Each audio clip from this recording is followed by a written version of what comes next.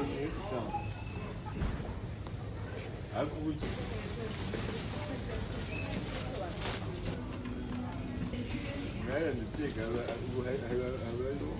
When you first Explain why you have to hide. Uchenije huko mwelewe. Uichinije. ntabwo uri kumenya icyayi. Well, it makes sense ariko what is it? It makes sense. If you were to relate that word to a country, which country would it be? Come first is Rwanda. It's random. Yeah. This is somehow. Why? Like First of all, this is a tent. A tent is on my place.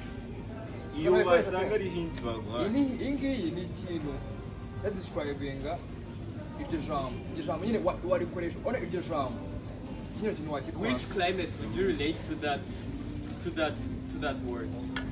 Fall. Oh, Explain your idea. it's green.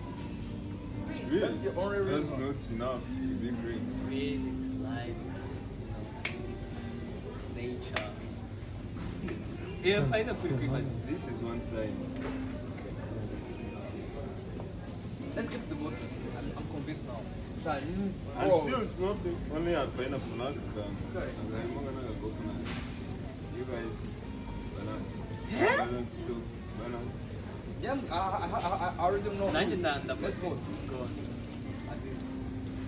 I'll go with the deal as well. I'll go with you. Why? Adil after me. Are you the imposter? Yes or no? Hakuna mtu choosing what the fuck. Okay.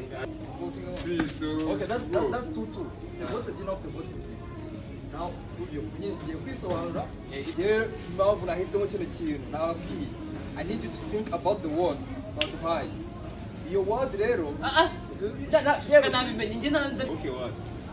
Now. Me firstly, this is a big thing to prove to you. Like if you are thinking clear. Okay, we're gonna pause. Agree. You are Wait, imposter. should I say the word now? Yeah. Bugari. I mean, forest. Not my brother. It's not so good. Rainforest. No, it's